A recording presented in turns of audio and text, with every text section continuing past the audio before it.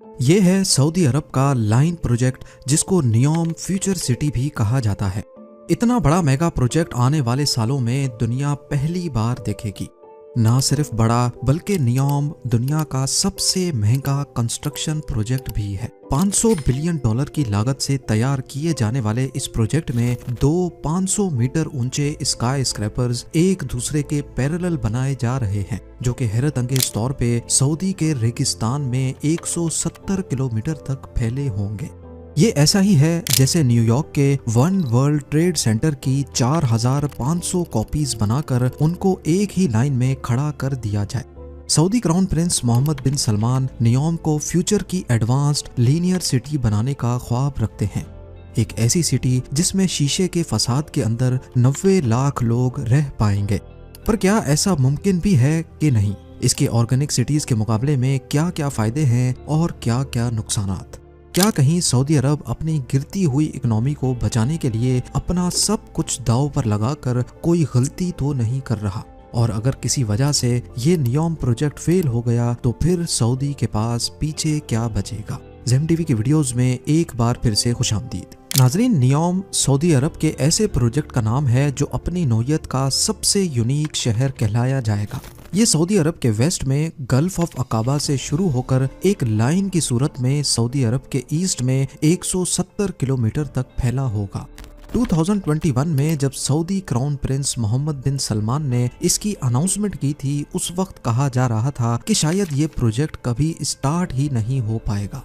लेकिन अभी satellite image में देखा जाए तो एक्चुअली इस पर काम स्टार्ट हो चुका है। जो लोकेशन बताई गई थी एग्जैक्टली वहाँ एक बहुत बड़ी अंडर कंस्ट्रक्शन लाइन वाकई में नजर आ रही है। जहाँ लाइन की लंबाई 170 किलोमीटर तक फैली होगी, वहीं इसकी चौड़ाई सिर्फ 200 मीटर है। यानी ये चौड़ाई नॉर्मली किसी सोसाइटी के एक ब्लॉक जितनी है। नियोम की ऊंचाई को 500 मीटर तक प्लान किया गया है। 500 मीटर ऊंचे दो स्काई स्क्रैपर्स को 170 किलोमीटर तक खींचा जाएगा। ये इतना ही ऊंचा है जितना मुंबई के इंपीरियल 2 या कराची के बहरिया आइकॉन को डबल कर दिया जाए। तो अब आप खुद लाइन की हाइट और इसकी लंबाई का अंदाजा लगा लें कि ये कितना बड़ा मेगा स्ट्रक्चर होगा। जैसे 830 मीटर ऊंचे बुर्ज खलीफा की डायरेक्शन आसमान की तरफ है, वहीं नियोम ऊंचा तरीन तो नहीं, लेकिन दुनिया का सबसे लंबा स्काई स्क्रैपर जरूर होगा।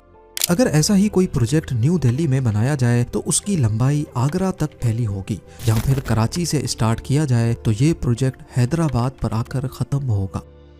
सऊदी क्राउन प्रिंस के प्लान के मुताबिक इस पूरी लाइन सिटी में 90 लाख लोग रह पाएंगे।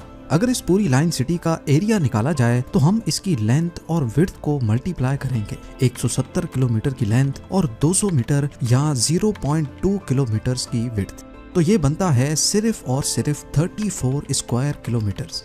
सिर्फ इस 34 स्क्वायर किलोमीटर में 90 लाख लोग रहेंगे। यानी एक स्क्वायर किलोमीटर में 2,64,705। इंडिया के 1 करोड़ 20 लाख आबादी वाले मुंबई का एरिया 603 स्क्वायर किलोमीटर है। यानी यहाँ एक स्क्वायर किलोमीटर में 19,900 लोग रहते हैं, जो कि नियोम की पॉपुलेशन डेंसिटी का सिर्फ 7.5% है। अगर दुनिया की सबसे बड़ी सिटी टोक्यो की एग्जाम्पल ली जाए तो यहाँ एक स्क्वायर किलोमीटर में 6,380 लोग रहते हैं, जो नियोम के मुकाबले में सिर्फ 2.4% है।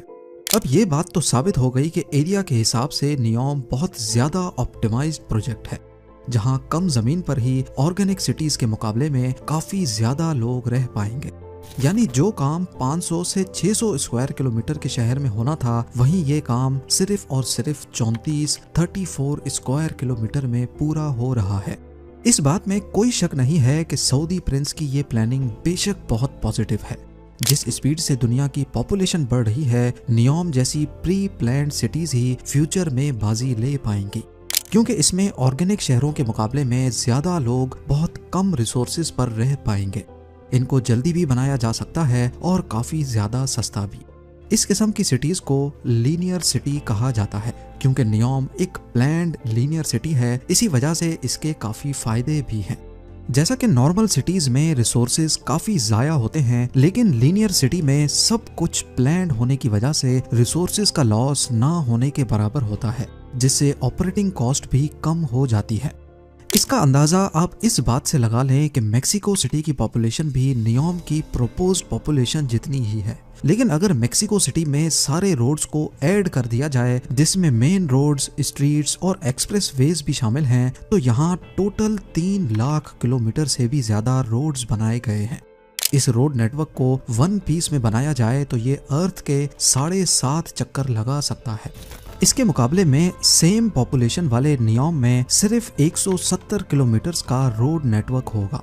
नियोम की इस लाइन सिटी में सबसे ऊपर पेडेस्ट्रियन लेयर रखी गई है, जहां कोई गाड़ियां नहीं चलेंगी। दूसरी लेयर को सर्विस लेयर का नाम दिया गया है, जिसमें गाड़ियां भी चलेंगी और शॉप्स भी इसी लेयर में होंगी। और तीसरी स्पाइन लेयर होगी, जिसमें fully artificial intelligent high speed train का नेटवर्क होगा। किसी को भी पूरे नियोम के 170 किलोमीटर में कहीं भी जाना होगा, वो लिफ्ट के जरिए स्पाइन लेयर में जाएगा और ट्रेन में बैठकर अपनी मंजिल पर रवाना होगा। इस पूरे 170 किलोमीटर को ये हाई स्पीड ट्रेन सिर्फ 20 मिनटों में कवर कर पाएगी। ये 20 मिनट तो हम किसी मेट्रोपॉलिटन सिटी में ट्रेवल के दौरान ट्रैफिक सिग्नल्स पर ही जाया कर देते हैं। तो अब सवाल उठता है कि अगर लीनियर सिटीज के इतने ज्यादा फायदे हैं, तो फिर नियोम जैसे दूसरे प्रोजेक्ट्स दुनिया में कहीं और क्यों नहीं बनाए जा रहे। हकीकत यह है कि लीनियर सिटी का ये आइडिया काफी पुराना है और इसको इम्प्लीमेंट भी किया गया था, पर यह ऐसे काम नहीं करता जैसे सोचा जा रहा है। 19th सेंचुरी में मैड्रिड की एक डिस्ट्रिक्ट में प्लैन्ड लाइन सिटी बनाई गई थी।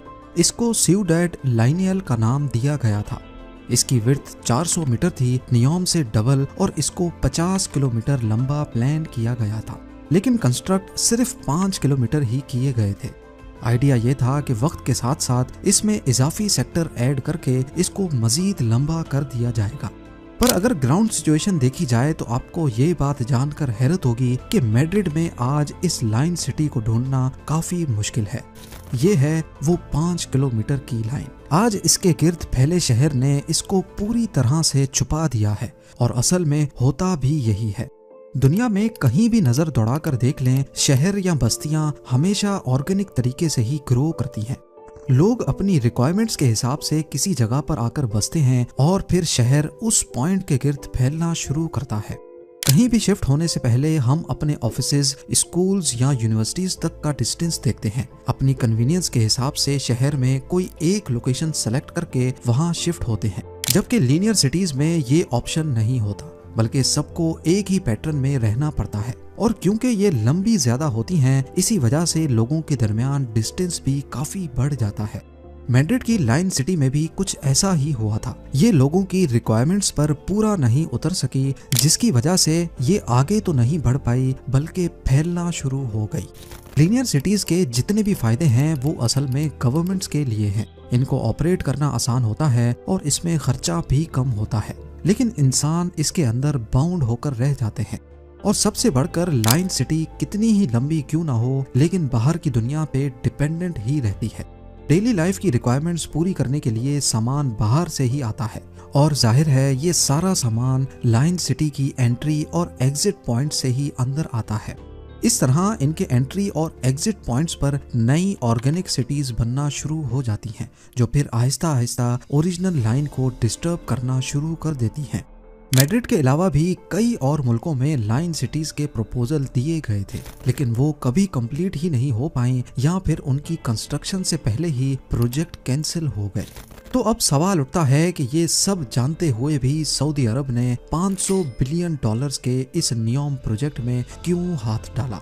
सऊदी अरब ने खुद को ऑयल की कमाई पे इतना यूज टू कर लिया है कि अब उनके लिए मसले खड़े होना शुरू हो गए हैं। जहां दूसरी अरब कंट्रीज ने बहुत पहले से ही ये खतरा भांप लिया था और अपनी इकोनॉमीज को टूरिज्म की तरफ डाइवर्ट कर दिया था, वहीं एक्सपर्ट्स का मानना है कि सऊदी अरब को आने वाला खतरा वक्त पर नजर नहीं आया। एस्टीमेट्स के मुताबिक 2050 के आसपास अर्थ के तमाम फॉसल फ्यूल रिजर्व्स खत्म हो जाएंगे और इस आने वाली मुसीबत में सबसे ज्यादा सऊदी अरब को अफेक्ट होने वाली है। यही वजह है कि दुनिया तेजी से इलेक्ट्रिक कार्स या ग्रीन एनर्जी की तरफ जा रही है। सऊदी अरब, जिसकी 95% इकोनॉमी चल ही ऑयल की वजह से रही है, अब उनकी ये डिपेंडेंसी गले का हार बन चुकी है। एक्सपर्ट्स का ख्याल है कि इस डिपेंडेंसी से निकलने के लिए और सऊदी इकोनॉमी को टूरिज्म और टेक्नोलॉजी पर डाइवर्ट करने के लिए ही क्राउन प्रिंस ने ये कदम उठाया है। सऊदी का मेन सोर्स ऑफ इनकम है सऊदी अरामको, जिसकी कुल मालियत $2 ट्रिलियन है। पर ये पैसे तो ऑयल कंपनी की वर्थ है, जो इनको हर साल $120 बिलियन का प्रॉफिट जनरेट करके देती है, जिसमें से करीब 70 बिलियन तो कंट्री के खर्चों में बजट की सूरत में चले जाते हैं। पीछे बचते हैं $50 बिलियन। यानी अगले 10 सालों तक अगर यही प्रॉफिट बरकरार रहा, तब जाकर सऊदी नियोम के $500 बिलियन का खर्चा बर्दाश्त कर पाएगा। और अगर किसी वजह से ये प्रोजेक्ट फेल हो गया, तो फिर सऊदी अरब के पास अपनी इकोनॉमी को डाइवर्ट करने का, दूसरे इनकम रिसोर्सेज ढूंढने का वक्त नहीं बचेगा। आपका इस बारे में क्या ख्याल है, मुझे कमेंट सेक्शन में ज़रूर बताइएगा। उम्मीद है ज़ेम टीवी की ये वीडियो भी आप लोग भरपूर लाइक और शेयर करेंगे। आप लोगों के प्यार भरे कमेंट्स का बेहद शुक्रिया। मिलते हैं अगली शानदार वीडियो में।